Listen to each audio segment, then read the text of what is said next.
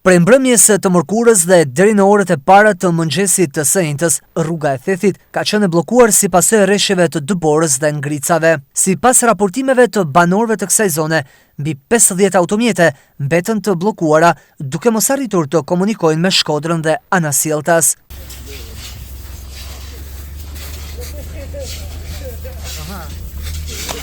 Dëbora e rënë dhe situata e krijuar nga kushtet e motit duket se i ka gjetur të papërgatitur autoritetet dhe firmën nënkontraktore. Është dashur vetë ndërhyrja drejtuese të automjeteve dhe banorëve të zonës që me mjete rrethanore të kryen pastrimin e rrugës për të bërë të mundur kalimin e automjeteve.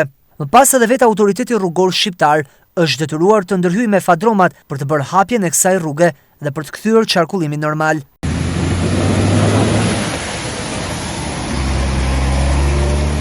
Bllokime ka patur edhe në rrugën që lidh Thethin me Ndërlysajn, ku në këtë segment rrëshqitjet e gurëve kanë qenë më problematike.